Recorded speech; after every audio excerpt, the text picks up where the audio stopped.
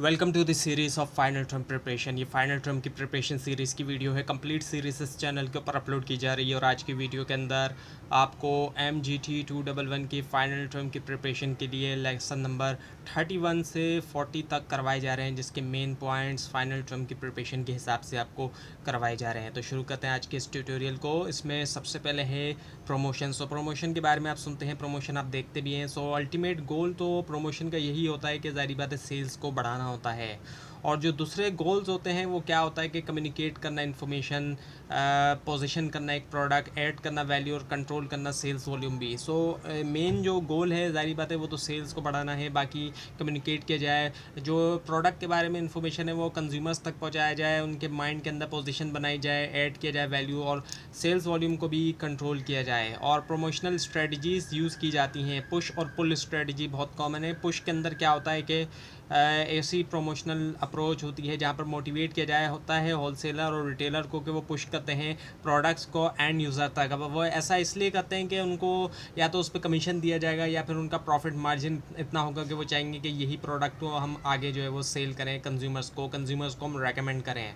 और पुल स्ट्रेटजी में क्या होता है कि कंज्यूमर को ही डायरेक्ट स्टिमुलेट किया जाता है और उसके ज़रिए फिर क्या होता है कि वो आते हैं ख़ुद होलसेलर और रिटेलर के पास। और पुल स्ट्रेटजी में एडवर्टाइजमेंट वगैरह का यूज़ करके जो है वो कंज्यूमर्स को स्टिमुलेट किया जाता है कि प्रोडक्ट्स को दिखाया जाता है और फिर कंज्यूमर आते हैं चल के ख़ुद।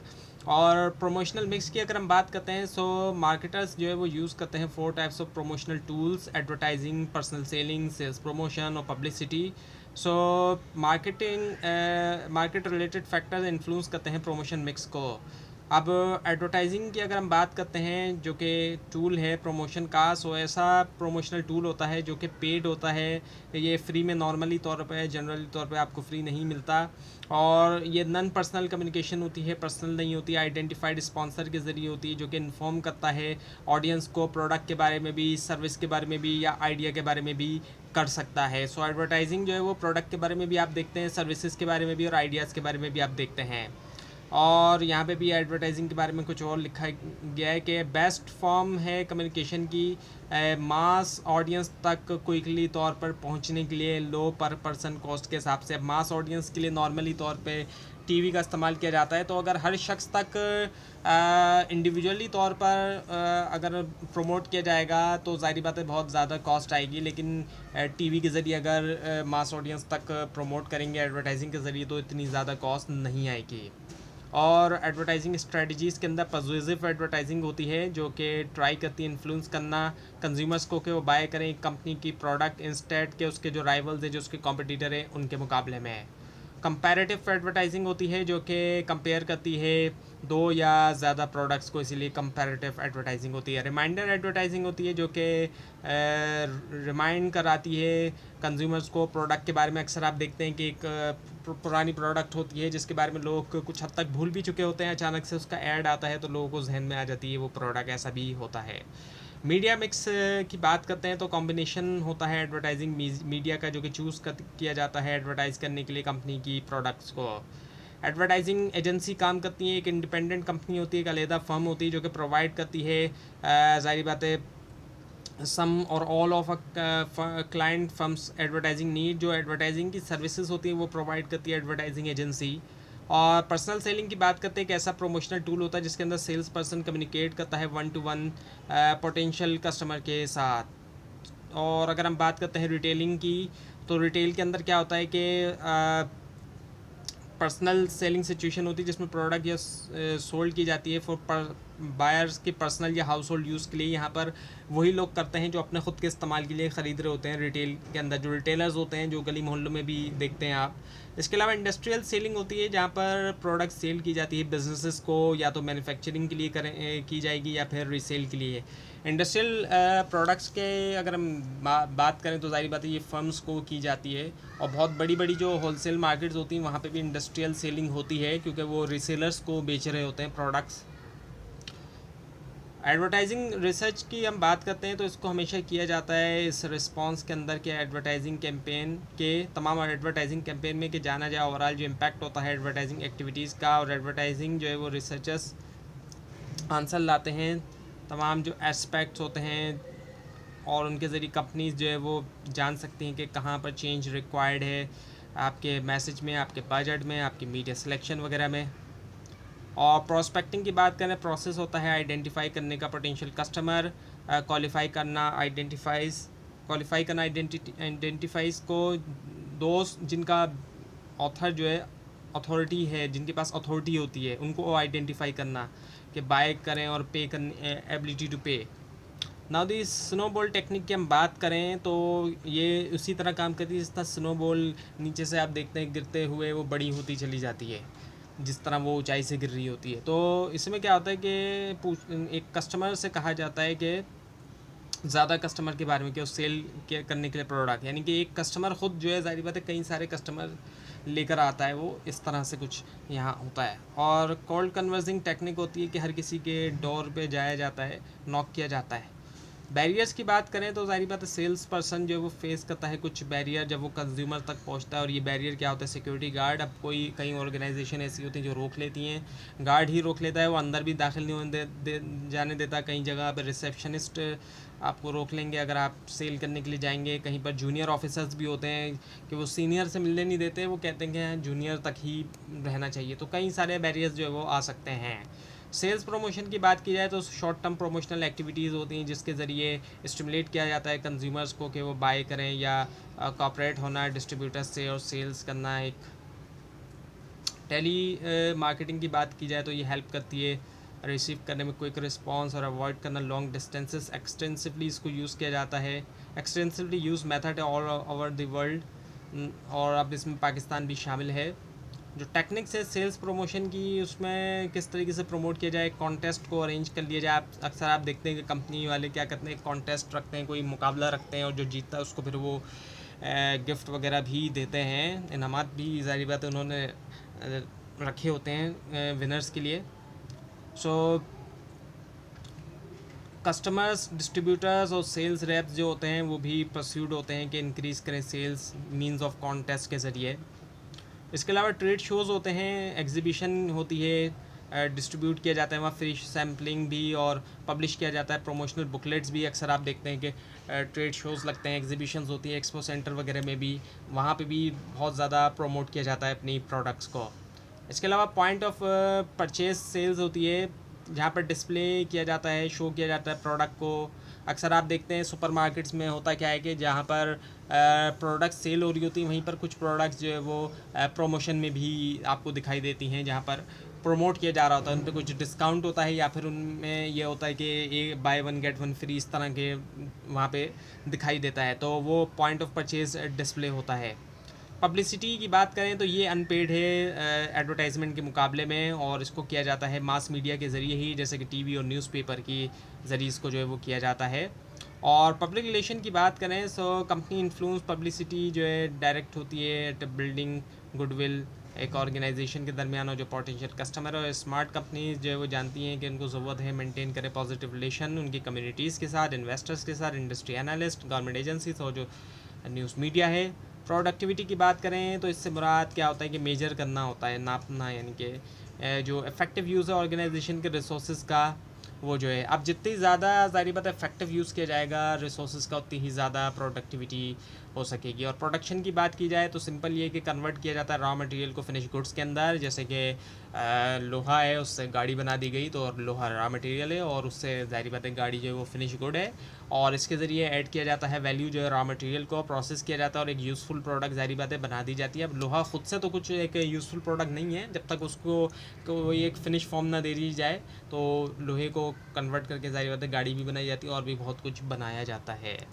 यूटिलिटी की बात करते हैं तो एबिलिटी होती है एक प्रोडक्ट की कि वो सेटिस्फाई करे नीड को। यूटिलिटी टाइम यूटिलिटी होती है कि जब वक्त पे ज़रूरत है वो चीज़ मिल जाए। प्लेस यूटिलिटी है जहाँ ज़रूरत है वो वहाँ मिले, क्योंकि बनती प्रोडक्ट्स जो है वो इंडस्ट्रीज़ में हैं, और जो सेल होती है ज़ाहिर बात है वो रेजिडेंशियल एरियाज़ में भी सेल हो रही होती है। और फॉर्म यूटिलिटी होती है, जब फॉर्म चेंज होती है तो उसमें यूटिलिटी में इजाफा होता है, जैसे कि आयरन की ज़ाहिर बात है इतनी यूटिलिटी नहीं है जितनी एक गाड़ी की या किसी और प्रोडक्ट की है जो आयरन से बनी हुई है, तो फॉर्म चेंज होने से भी यूटिलिटी में फ़र्क पड़ता है। लेआउट प्लान होता है जो कि इंटरनल अरेंजमेंट है ऑर्गेनाइजेशन का, इसमें प्लेसमेंट है मशीनरी की, मशीनरी कहाँ रखी हुई है, लोगों की मूवमेंट और वाटर का स्टोरेज होना, इसके अलावा एंट्री और एग्जिट पॉइंट जो लोगों के अंदर आने के और जो जाने का जो पॉइंट है, और गैंट चार्ट की बात करें, ये विजुअल एड्स होते हैं जो कि यूज़फुल होते हैं लोडिंग और स्केजुलिंग में। और ये नेम आया है हेनरी गैंट से आया है, जिन्होंने डेवलप किया था इसको 1800s के अंदर। और चार्ट शो करता है यूज़ जो रिसोर्सेज का, जैसे कि वर्क सेंटर और लेबर वगैरह आ जाते हैं। पार्ट नेटवर्क की बात करते हैं, एक ऐसा फ्लो चार्ट होता है जो कि शो करता है सीक्वेंस जो एक्टिविटीज़ का जो कि रिक्वायर्ड होती है कंप्लीट करने के लिए प्रोजेक्ट, साथ में टाइम या कॉस्ट जो कि एसोसिएट है उसके साथ। इवेंट्स की बात करें, शो करता है एंड पॉइंट्स जहाँ पर हमें रीच करना होता है, पहुँचना होता है। एक्टिविटीज़ की बात करते हैं तो शामिल तमाम रिसोर्सेज यूज़ किए जाते हैं कंप्लीट करने के लिए किसी भी प्रोजेक्ट को। स्लैक टाइम की बात करें तो रिप्रेजेंट करता है डिले होना हर एक्टिविटी के अंदर। क्रिटिकल पैथ की अगर बात करते हैं तो पर्ट चार्ट को यूज़ किया जाता है डिटरमाइन करने के लिए क्रिटिकल पैथ जो है हर एक्टिविटी का, और डिटरमाइन करना मैक्सिमम टाइम जो कि कंज्यूम होता है हर प्रोजेक्ट के लिए। कॉस्टिंग ऑफ मटेरियल की बात करें तो इसके अंदर लीफो और फीफो आ जाता है। लीफो जो है वो लास्ट इन फर्स्ट आउट होता है। इसके अंदर होता क्या है कि जो मोस्ट रिसेंटली परचेज यूनिट होते हैं उसको सोल्ड किया जाता है फर्स्ट, और जो ओल्डर यूनिट होते हैं वो रहते हैं इन्वेंट्री में बरकरार। जबकि फर्स्ट इन फर्स्ट आउट में क्या होता है कि जो ओल्डेस्ट परचेज यूनिट होते हैं उसको ट्रांसफ़र कर दिया जाता है कॉस्ट ऑफ गुड्स सोल्ड में, और जो मोस्ट रिसेंट होते हैं वो रहते हैं इन्वेंट्री के अंदर। एवरेज कॉस्ट की बात की जाए तो ये जो है ज़ाहिर बात है इक्वल होता है टोटल कॉस्ट को जब हम डिवाइड कर देते हैं नंबर ऑफ गुड्स प्रोड्यूस से, यानी कि टोटल कॉस्ट को लेंगे उसको नंबर ऑफ गुड्स प्रोड्यूस से डिवाइड कर देंगे, एवरेज आ जाएगा हमारे पास। परचेसिंग प्रोसेस की बात की जाए तो प्रोसेस होता है जिसके ज़रिए मटेरियल जो है वो सिलेक्ट किए जाते हैं मार्केट से, और उनको फिर लाया जाता है फर्म के अंदर ताकि परफॉर्म किया जाए तमाम प्रोडक्शन ऑपरेशंस। और जस्ट इन टाइम की अगर हम बात करते हैं तो इसका मतलब क्या होता है कि हासिल करना मटेरियल एग्जैक्टली जो है at the time of demand के ऊपर, और ये मैकेनिज़्म जो है वो वेल मेंटेन तभी हो सकता है जब सप्लायर के पास हमारी फुल इन्वेंट्री डिटेल हो तब। और जस्ट इन केस जो कि एक ट्रेडिशनल जो है ज़ाहिर बात है अप्रोच है, कॉन्सेप्ट है जस्ट इन टाइम के मुकाबले में। और इसमें ज़ाहिर बात है फर्म को ज़रूरी नहीं कि वो मिल सके जब उनको रिक्वायर्ड हो। और टोटल क्वालिटी मैनेजमेंट जो कि एक बहुत बड़ा टॉपिक है, इसके ऊपर पूरा एक कोर्स भी मौजूद है। तो टोटल क्वालिटी मैनेजमेंट जो है वो सम होता है तमाम एक्टिविटीज़ का जो कि शामिल होती हैं हासिल करने में हाई क्वालिटी प्रोडक्ट जो मार्केट प्लेस में। कस्टमर फोकस जो है वो स्टार्टिंग पॉइंट होता है, और इसमें शामिल होता है मेथड जो है डिटरमाइन करने के लिए कि क्या कस्टमर चाहता है। देन कॉजिंग जो है all companies activities and people जो कि डायरेक्ट किया जाता है जिनको फुलफ़िल करने के ऊपर उन नीड्स और क्रिएट करना कस्टमर सेटिस्फेक्शन भी। अब अगर हम बात करते हैं प्रोडक्टिविटी की तो ये मेजर है जो है इफ़ेक्टिव यूज़ का ऑर्गेनाइजेशन के रिसोर्सेज का, कि कितना जो है वो ज़ाहिर बात है इफ़ेक्टिव यूज़ किया जा रहा है ऑर्गेनाइजेशन के रिसोर्सेज को। अगर अच्छी तरह किया जाएगा तो ज़ाहिर बात है उतनी ज़्यादा अच्छी प्रोडक्टिविटी होगी। और इंस्पेक्शन की बात करें तो ये एक इम्पॉर्टेंट स्ट्रेटजी होती है, और इसकी सिंपलेस्ट फॉर्म में ये कोई भी मेथड या डिवाइस या टैक्टिक्स जिसको यूज़ करते हुए मिनिमाइज़ किया जाता है डिफेक्ट्स प्रोडक्ट या सर्विस में जो कि ऑफ़र किए जाते हैं कस्टमर्स को। तो इंस्पेक्शन के ज़रिए डिफेक्ट्स को मिनिमाइज़ किया जाता है। क्वालिटी कंट्रोल की बात की जाए तो ये जो है क्वालिटी के साथ कंसर्न है, quality of conformance of process के साथ, यानी कि जो प्रोसेस की क्वालिटी ऑफ कंफॉर्मेंस है उसके साथ है ये। और प्राइम पर्पस जो होता है वो क्या होता है, श्योर करना कि प्रोसेस जो है वो उनको परफॉर्म किया जा रहा है एक एक्सेप्टेबल मैनर के अंदर। क्वालिटी एश्योरेंस की बात की जाए तो तमाम एक्शन जो है वो लिए जाते हैं इंश्योर करने के लिए कि स्टैंडर्ड और प्रोसीजर्स जो है वो मुताबिक हैं, और ये कि वो डिलीवर करते हैं प्रोडक्ट या सर्विस जो कि मीट करते हैं परफॉर्मेंस रिक्वायरमेंट भी। और कॉस्ट ऑफ क्वालिटी की बात करें तो कॉस्ट जो कि पे की जाती है मार्केट में for not having quality products, cost of quality कहलाई जाएगी अगर क्वालिटी प्रोडक्ट को प्रोड्यूस नहीं किया जा रहा है। अगर प्रोडक्ट के अंदर कोई डिफेक्ट आ जाता है तो जो कॉस्ट पे की जा रही है उसको हम कॉस्ट ऑफ क्वालिटी कहेंगे। अब एक प्रोडक्ट इस्तेमाल की कस्टमर ने और ज़ाहिर बात है कोई डिफेक्ट आ जाता है तो उसकी भी एक कॉस्ट है ज़ाहिर बात है, सो वो पे की जाएगी मार्केट के अंदर क्योंकि क्वालिटी प्रोडक्ट नहीं प्रोड्यूस ही। और टाइप ऑफ कॉस्ट होती है एक्सटर्नल फेलियर कॉस्ट होती हैं जो कि ऐसी कॉस्ट आती हैं मैनेज करने के लिए जब प्रॉब्लम फेस की गई इन सेलिंग, जब सेल किया जा रहा है प्रोडक्ट को मार्केट के अंदर। और इसके अंदर जो शामिल है वो है कॉस्ट जो कि आई रिटर्न सेल्स रिटर्न में वापस कर दी जारी बात है फॉल्टी प्रोडक्ट थी इस वजह से। इसके अलावा रिपेयर किया जा रहा है फॉल्टी गुड्स को तो उसकी कॉस्ट आ गई। कस्टमर सर्विस प्रोवाइड की गई ज़ाहिर बात है उसकी वजह से भी कॉस्ट आ जाती है। और इंटरनल फेलियर कॉस्ट आ जाती हैं जब ऑर्गेनाइजेशन के अंदर ही कोई ज़ाहिर बात है फॉल्ट पकड़ लिया जाता है। अब इसके अंदर कॉस्ट ऑफ स्क्रैप है और रीवर्क अगर करना पड़ रहा है, कुछ प्रोडक्ट ऐसी होती हैं कि रीवर्क किया जा सकता है उन पर, और इंस्पेक्शन करना रीवर्क की ये भी होता है। अप्रेजल कॉस्ट की बात की जाए इसके अंदर जो है वो इंस्पेक्शन शामिल है, लेबॉर्ट्री टेस्टिंग है, लेबॉर्ट्री इक्विपमेंट मेंटेनेंस कॉस्ट वगैरह इसके अंदर आ जाती है। प्रिवेंशन कॉस्ट यानी कि प्रिवेंट कर देना, रोक देना, किसी भी चीज़ को हम रोक देने को कहते हैं। So cost for making a preventive network, एक ऐसा नेटवर्क बना लिया जाए कि प्रिवेंटिव किस्म का नेटवर्क हो जो कि फॉल्टी प्रोडक्ट्स को प्रोड्यूस ही ना होने दे। सो मैनेजरियल वर्क होना क्वालिटी का इसके अंदर शामिल है। क्वालिटी प्लानिंग की जाती है, ट्रेनिंग करवाई जाती है। सो एक एक्सटेंसिव एरिया होता है, रिक्वायर करता है कंटिन्यूस स्पेंडिंग जो है इसके ऊपर। ISO 9000 सर्टिफिकेशन प्रोग्राम की बात करें तो एक स्टैंडर्डाइज सेट है जो कि प्रोवाइड करता है सेट ऑफ सिस्टम ऑर्गेनाइजेशन को, और ये सर्टिफिकेशन है जो कि शो करता है कि ऑर्गेनाइजेशन फॉलो कर रही है कुछ सिस्टम। सो ISO अगर सर्टिफाइड होती है ऑर्गेनाइजेशन तो उसका मतलब यही होता है कि जो कुछ सिस्टम्स हैं ISO की तरफ से सर्टिफाइड उनको फॉलो कर रही है ऑर्गेनाइजेशन, और वो ऐसे सिस्टम होते हैं जिनसे क्वालिटी प्रोडक्ट ही प्रोड्यूस होगी। ये है असल मकसद ISO सर्टिफिकेशन का। और ISO 14000 की हम बात करते हैं तो ये भी ISO की ही एक सर्टिफिकेट है, और ये एनवायरनमेंट को प्रोटेक्ट करने के लिए है। सो ये एक एनवायरनमेंट के लिए सिस्टम है, और ऑर्गेनाइजेशन जो रिस्पॉन्सिबल होती है एनवायरनमेंट के लिए अगर वो ISO 14000 से सर्टिफाइड है। वैल्यू चेन मैनेजमेंट की बात करते हैं, तमाम एक्टिविटीज़ जो कि परफॉर्म की जाती हैं वो वर्क कर रही हैं एक चेन के अंदर उनका वर्क होता है ताकि प्रोड्यूस करे वो वैल्यूड प्रोडक्ट को। बेंचमार्किंग की बात की जाए, ऐसा प्रोसेस होता है जिसके ज़रिए कंपनी जो है वो इम्प्लीमेंट करती है बेस्ट प्रैक्टिस उसकी ख़ुद की पास परफॉर्मेंस से and those of other companies, ताकि इम्प्रूव करें वो उसकी ख़ुद की जो प्रोडक्ट है। इंटरनल बेंचमार्किंग की बात करें, यूज़ किया जाता है फर्म की खुद की परफॉर्मेंस को इवेल्यूएट करने के लिए प्रोग्रेस और सेट करना गोल्स को। और एक्सटर्नल बेंचमार्किंग शुरू होती है एक क्रिटिकल रिव्यू से कॉम्पिटिटर्स के या फिर इवन की कंपनीज की जो दूसरे बिजनेसेस होते हैं जो कि डिटरमाइन करते हैं कि जिनके पास बेस्ट प्रैक्टिसेस हैं। ज़ीरो डिफेक्ट लेवल की बात करें, एक ऐसा स्टेज होता है जहाँ पर कोई भी डिफेक्ट नहीं होता प्रोडक्ट के अंदर, प्रोसेस के अंदर या ऑर्गेनाइजेशन के अंदर भी। नाउ द कम्युनिकेशन पार्ट, अब कम्युनिकेशन की हम बात करें सो हम कम्युनिकेट करते हैं, अभी भी कम्युनिकेट ही किया जा रहा है आपसे। तो कम्युनिकेशन में होता है क्या है कि ट्रांसमिशन होती है इन्फॉर्मेशन की वन प्लेस पर्सन और organisation to another place person और ऑर्गेनाइजेशन। तो असल मकसद कम्युनिकेशन का यही है, और यही होता है कम्युनिकेशन में कि इन्फॉर्मेशन जो है वो एक जगह से दूसरी जगह तक पहुंचती है, एक शख्स से दूसरे शख्स तक, एक ऑर्गेनाइजेशन से दूसरे ऑर्गेनाइजेशन तक। इसके अलावा ये कि एक शख्स से दूसरी एक ऑर्गेनाइजेशन तक भी पहुंच सकती है, एक जगह तक भी पहुंच सकती है, और एक ऑर्गेनाइजेशन से एक शख्स तक भी पहुंच सकती है और एक जगह तक भी पहुंच सकती है इन्फॉर्मेशन। और कम्युनिकेशन जो है वो लाइफ ब्लड है ऑर्गेनाइजेशन का। और कम्युनिकेशन का फ़्लो होता है ऑर्गेनाइजेशन में, अपवर्ड कम्युनिकेशन होती है जब बॉटम से टॉप की तरफ जाती है, नीचे के लेवल के लोग जब ऊपर के लेवल के लोगों से कम्युनिकेट करते हैं उसको हम अपवर्ड कम्युनिकेशन कहते हैं, यानी कि अपने बॉस से कम्युनिकेट करना अपवर्ड कम्युनिकेशन होती है। डाउनवर्ड कम्युनिकेशन होती है ऊपर के लेवल के लोग नीचे के लेवल के लोगों से कम्युनिकेट करते हैं। जब मैनेजर या CEO वगैरह अपने सबॉर्डिनेट से कम्युनिकेट करते हैं तो वो डाउनवर्ड कम्युनिकेशन होती है। इसके अलावा ये कि अगर इंटरनल कम्युनिकेशन की बात की जाए वो ऑर्गेनाइजेशन के अंदर है, और एक्सटर्नल कम्युनिकेशन जो है वो आउटसाइड बॉडीज़ के साथ होती है, यानी दूसरी ऑर्गेनाइजेशंस के साथ।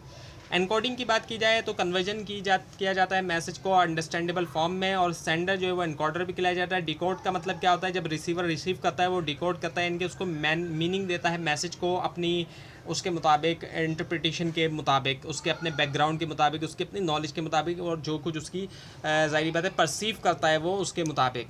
और रिसीवर को डिकोडर भी इसी वजह से हम कहते हैं।